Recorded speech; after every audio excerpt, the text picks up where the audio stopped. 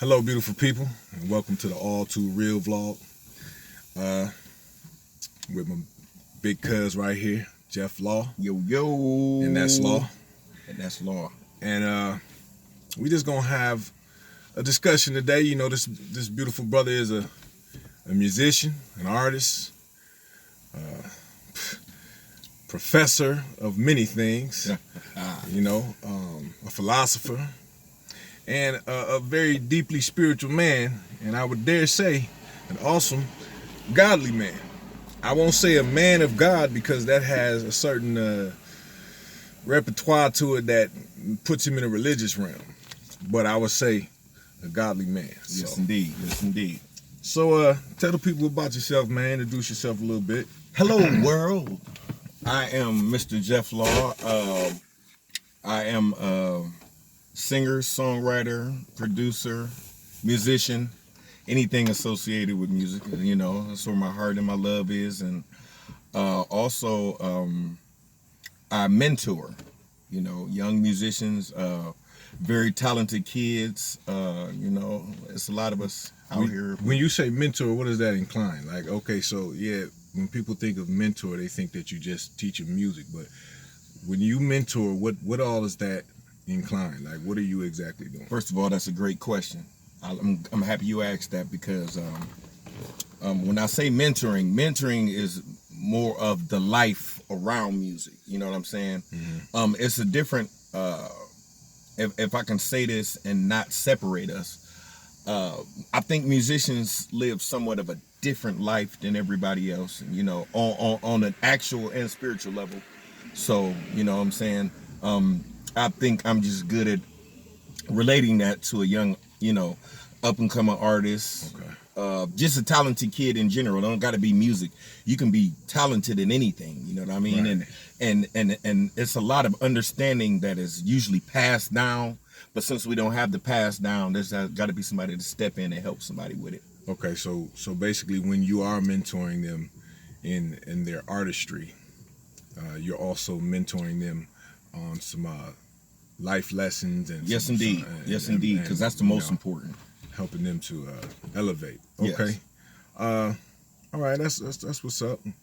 So, I know you've been paying attention to everything that's going on. How do you miss it? The current state of America. Where do you feel like we are right now? Like, what is really going on, and what could possibly be the solution? Let's deal with the political side first. Right now, you know, we're around the election time. Mm-hmm. We're at the point of the election. Yes, sir. And you know, people would say we're better off with Biden. People would say we're better off with Trump. Without feeling the need to down one side or the other, without even exposing who you would really think is the best to go with, what would you say is a solution to the presidency right now? Like, are we in need of an overhaul, or do we just need to go with the flow? Check this out. This is how I feel, and it's just me. All right. You see that the church is shut down. Mm-hmm. A lot of businesses have shut down. Mm-hmm. We just now really just getting back into barbershops and all of that stuff, and they're still operating. Every now and again, I think in time, when something is not working, maybe you need to step back and take a look at what has been put forth, or you know what I'm saying, right. And really everybody take a broad view at what we're doing and where we're headed. Right. And right now we ain't headed nowhere. We standing still. Now I know all my Trump 2020 people out there, you read into that real tough what he just said. But instead of just reading into it and going into your occultic statement, that's what y'all do. Try thinking first before you. And I'm not attacking you, so don't feel attacked, because I know y'all get sensitive in this area. But this is the all too real life, so you know we're gonna keep it all too real, man. But it's the only way, baby. He said something that's very, very potent right there, in that he said, we're not headed anywhere right now. No. And a ship sitting still in the middle of the ocean is in the most danger as it could possibly be in. Yes, indeed. You need to be always moving forward, because if a storm brews in the middle of the ocean and you sitting still, you liable to go down. Yes, indeed. So, well, let me ask you this, man. On that note, and we all appreciate his synopsis, his opinion, his view. And if you don't, it don't matter, because I'm entitled. Right, because I mean, ain't nobody's one view better than the other. Nah. You can't force people into feeling the way that you feel about something. So learn how to be open-minded. Learn how to, and this is not about a leftist or rightist thing, because I don't adhere to political parties at all. Me either. I am not a Democrat. I am not a Republican. I am not a liberal. I am not a conservative. I am a free will agent. Boom. I was born free. I'm going to die free. And I'm not going to be trapped in anybody's construct. You understand? But that being said, I still know that there's policies and things that help Americans. And I'm all for the right policies. But anywho, that being said, so with where do you stand on systemic racism and police brutality? What could we really do about that? And what do you see trending in this whole movement that's going on right now that seems to be a big misunderstanding of what's actually occurring? Or like, what's your take on it? What do you see? Well, with police brutality, I think we're dealing with the tail end of what, police brutality. But what I think the biggest problem is what we don't do is we don't go back to the head. Right. Well, can you elaborate on that? If you go back to the beginning of policing and you find out what it was and who it was for. They might not be ready for that. Yeah, well, guess what? Pull up your boots. It's time. Because this is the all too real life. Yeah. You find out what policing was actually meant for and who was getting chased during the captured in the inception of policing and its purpose. Unfortunately, throughout this last 600 years, it hasn't changed. Right. So I would like to ask that some of the viewers right now, are you aware of this history? Probably not. And finding out this history, does it make you understand why there might be systemic racism wrapped around the whole policing development in the first place? Or does it give you a sense of, oh, there they go again? Because tell them where. Would you like for me to elaborate on that? Go ahead, man. Go ahead, spill it on them, man. Because so my brother just brought up an excellent point. If you knew the history of where policing comes from in the first place, then you would understand. You need to get in the huddle on this one. Yeah, you would understand. Come on, you would understand that it wasn't made to be kind toward people of my skin folk. Come on. Come on. It was developed as slave catching. They were slave catchers. Yes, indeed. That's literally what they were put in arms for. They were given order to protect the rich folks' wealth, the rich folks' property. Yes, indeed. And to go and recapture their slaves when their slaves were. And this happened. Now, here's the funny thing. This happened at the end of slavery. But see, what people don't understand about slavery ending is slavery ended, but a lot of slaves were still not yet free because they were still contracted to their slave masters. And a lot of the slave masters, the way that they rectified that situation was to do sharecropping, where they so-called shared their crops Imagine that. with their slaves. Sharing. But the reality is they didn't share shit, maybe 1%. And therefore they were contracted to their slave masters, and they were made to stay on the plantation. Yes, indeed. And if they escaped before the contract was up, or if they walked away before the contract was up, they were then searched for and apprehended by slave catchers. So there's the history of about police. And if you think that that's bullshit, go Google slave catchers. You'll see a badge pop up.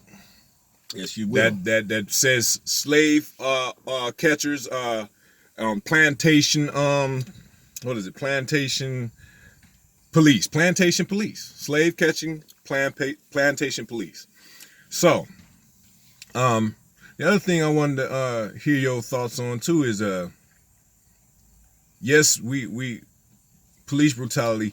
So ACAP, when people say ACAP, which is all cops are bad, how do you feel about that? Because I'm gonna be honest, there's certain narratives that I don't feel like we should put our hooks in.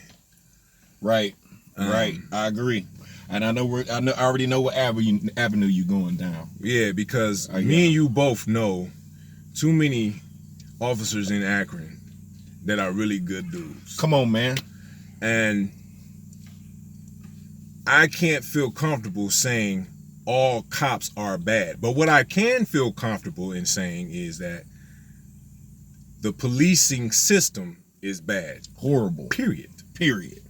Now that I agree. Reason being, it's because of the training, it's because of the origin, and it's because of the whole purpose for policing being transfigured by way of giving too much authority to people who were supposed to be peace officers. Yes, peace. They were supposed officers. They were supposed to be in the neighborhood. Like, do you know who's really supposed to go searching after fugitives? Because anybody who has a warrant is considered a fugitive. Yes.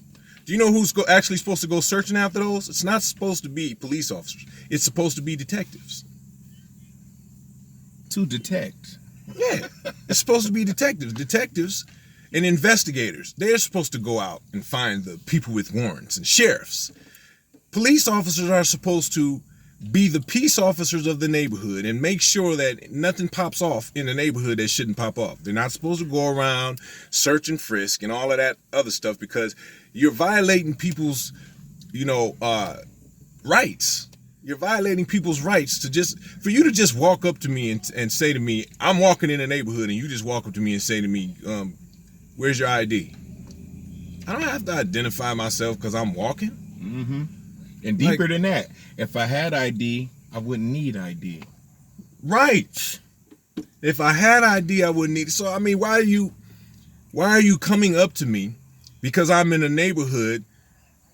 I mean, this world, we live in a free country, right? I'm supposed to be able to walk around wherever I want to. I'm supposed to be able to ride my bike wherever I want to.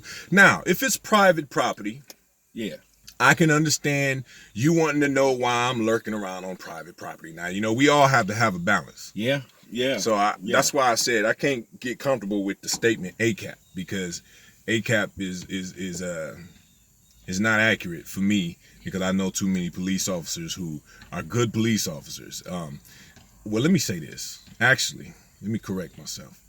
I know too many police officers that are good people. Period. Mm-hmm. Policing itself is bad, but the people that are behind those badges, all of them are not bad. That's a fact. All of them are not bad. That's a fact. All of them are not racist. That's a fact. All of them are not out to get us.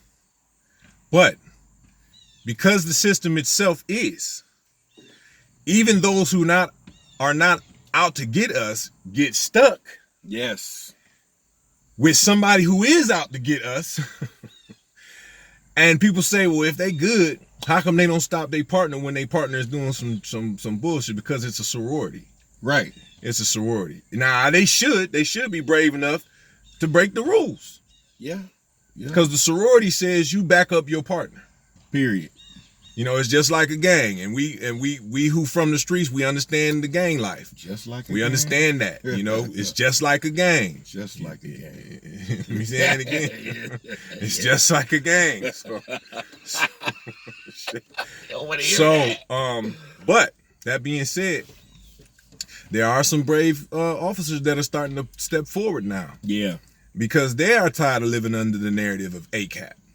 You know, they want to go home safe. They want to, you know, they live in some of these neighborhoods. They want to, you know, they have some of the people that are being attacked by other officers are family members of theirs. Man. So, you know, it's hard for a lot of people who have chosen that occupation. But that's the thing too. You have to understand. For instance, like when people say Blue Lives Matter against the narrative of Black Lives Matter. Yeah. Or they say, well, let's just stay on Blue Lives Matter from right now. Blue Lives Matter. It's not a blue life. It's a blue shirt. And most of the time, it's not even a blue shirt. It's a black one. So it's like, where do you draw the line? Like, yes, officers matter. Yeah, they're human beings. Yes. Yeah, you're not robots. And we understand that, but at the same time... But ain't nobody just taking officers' lives. Nah, not. We ain't had an epidemic of cop killers in a long time. Right. Now, yeah, there was a time where cop killing was at an all-time high. Yeah. And the sad thing about it is we're approaching those type of dangerous times right now because of the fear. When you induce fear into any neighborhood or community, in a culture who has already been fear-stricken, you liable to get people who, you know, there's an old saying, I'd rather be respected than feared. Man. Because a scared man will kill you. Man. So you keep letting people be fearful of you. And you see what the result of that is. Eventually, people gonna start retaliating. Now, we don't want that to happen, but that's what's gonna happen. People are gonna start retaliating because they're scared. Man. You don't know what it feel like to be pulled over and automatically. I'm guilty. Automatically. I'm guilty. We live in a country where it's supposed to be innocent until proven guilty, but it's actually the opposite. We're actually guilty until proven innocent.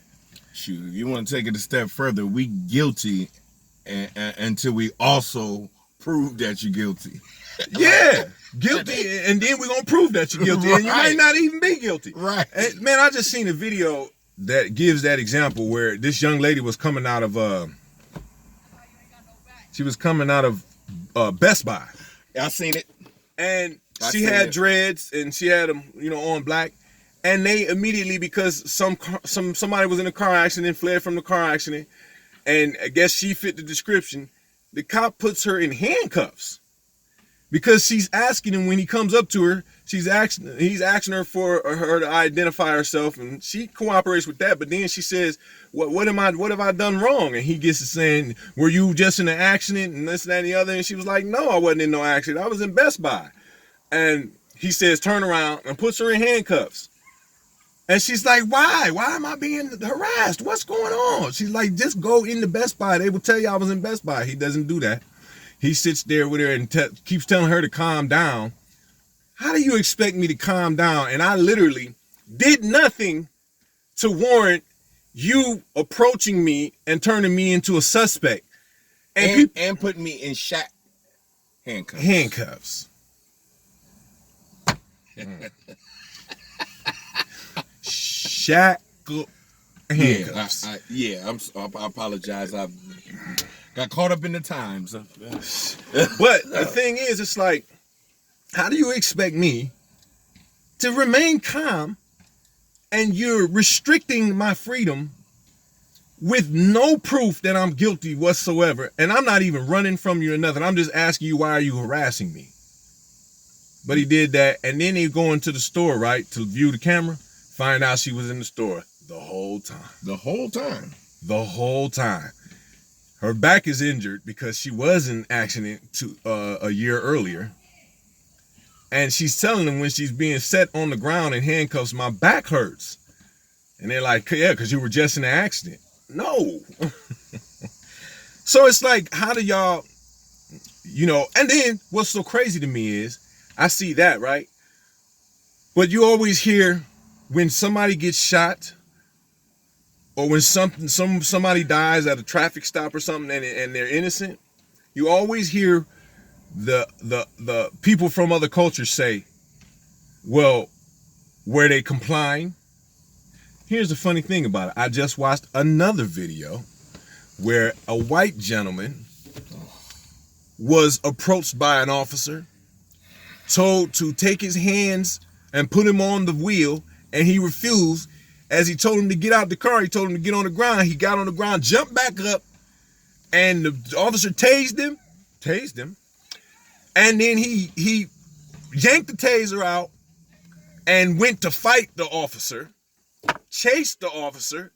Officer still ain't turned around and popped him with the pistol. He chased the officer, then the officer got to the car. Yeah. To the officer's car. And jumped in and took off.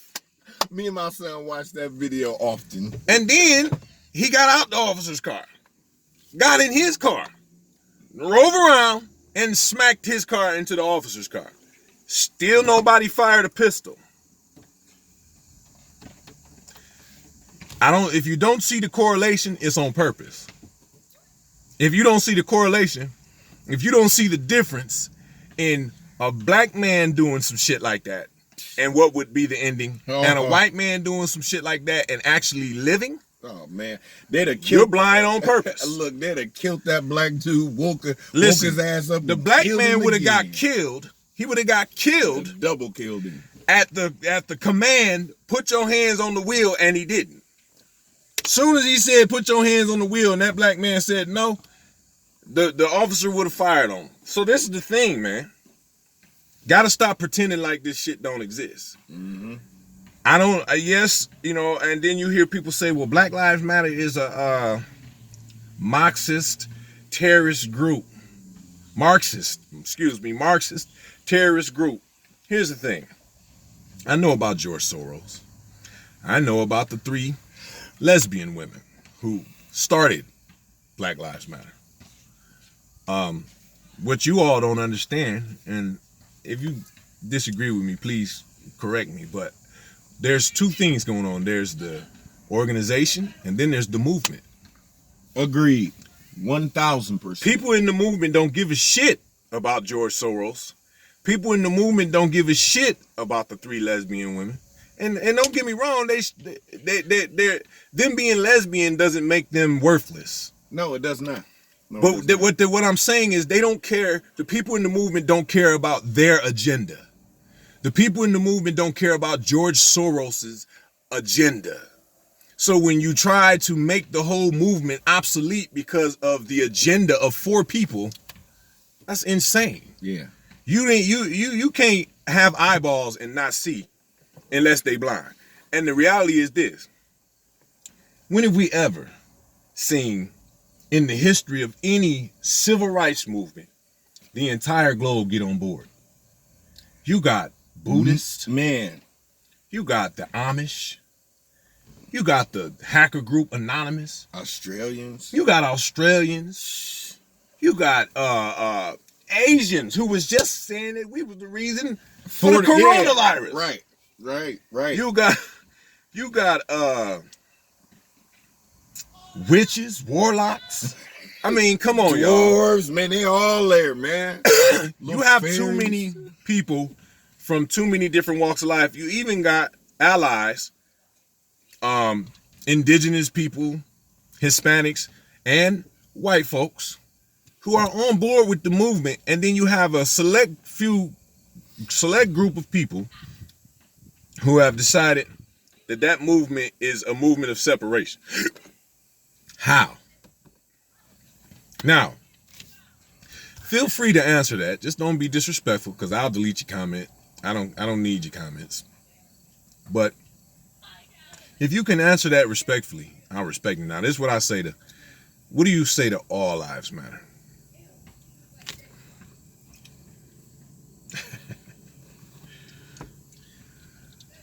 All lives do matter, actually. But when you have to say, in retaliation to us saying Black Lives Matter, just matter.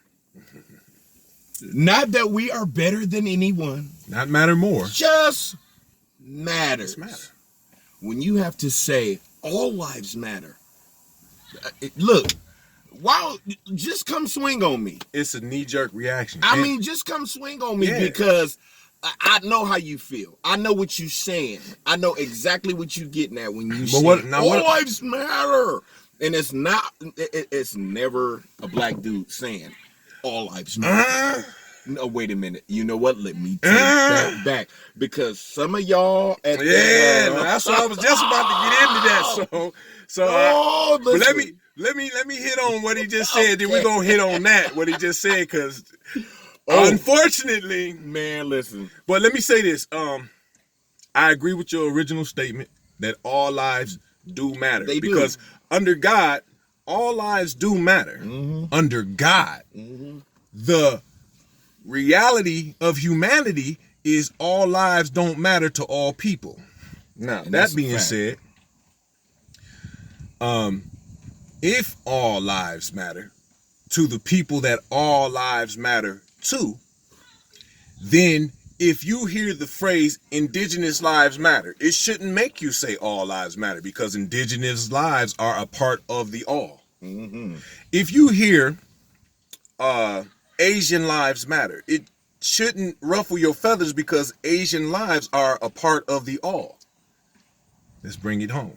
If you hear Black lives matter, it shouldn't ruffle your feathers if you truly and sincerely feel that all lives matter, because Black lives are a part of the all. Now, I'm kind of like Morgan Freeman on a particular part of this, and that is when he said, if you want racism to end, stop talking about it. I agree with that to a degree. Because it's kind of like, if I want to get over child molestation, we can't keep having a conversation about child molestation. Because until I go but here's the thing though, we can't, but I can with somebody. Yes. Because in order for me to get over it, I have to talk it out. I have to get it out of my system. I have to have the emotional trauma pulled out of my heart and my mind in order for me to move forward. That way, then, if it's ever brought up in front of me again and I'm finally over it, now it can be discussed as a tool and a component to help whoever is currently dealing with that situation. Correct. So I agree with Morgan Freeman in that fashion, to that degree, but I don't agree with him in the degree of us not talking about it at all. Because what we need to be able to do is come to the table, discuss our true history, discuss our true origin, and discuss what is truly the nature and the design behind racism. Because watch this. Me and my skin folk are not the only victims of it. No. People who are in the culture of where white supremacy and racism was developed, meaning white folks, are also a victim of it. Because if you are white and you don't have racist or prejudiced views, you are being abused by people in your family who do. That's right. I know that for a fact. I'm hearing about that. Man, my inbox is full of that. You bring a black person to your house and your family don't like black people, you're being ostracized. So I know it's not just hard for us, but what it is, in the difference is that we're dying because of it. Right. You're not dying because of your skin color. Are police killing white people? Yes. Not because of your skin color, though. Your skin is not a threat to them. Do you see where that goes? It's a whole different monster. Yes. But here's the thing though. If police brutality ends for us, it ends for you too. Fact. And that's the thing that people gotta grasp. If it ends from my culture, notice I ain't said race. One race. Human race. That's what I believe in. One race, but we're a multicultural race of people. So you, white man, are my brother. You, Asian man, are my brother. Fact. You, Hispanic man, are my brother. Fact. You, Latin man, are my brother. Fact. But we have different cultures. And this is the reason why we like to travel, because we like to embrace the cultural differences. We like to go and celebrate, you know, the exotic foods and the exotic parts of people's cultures that we've never experienced before. Sad thing about it is we want to go to everybody else's country and experience this, but we could experience it and embrace it in our own country. So yeah, but we still dealing with the fact that we have this. It's this. How can I say this? We need to deal with the fact that we got this thing where we don't freedom. What is we need to be free from the need to feel free. Woo! And we not dealing with that. You know what I'm saying? That was heavy. It's a lot more. It's a lot deeper than we really willing to. And that's another word that I want to deal with. That is heavy. The will to move. Do you have the will to move? No. But move what? Move what? Move beyond the circumstances? Yeah, move? I mean, listen. Okay. I mean, listen. A lot and who of are you? Who is that? Who are you directing that statement to? Listen.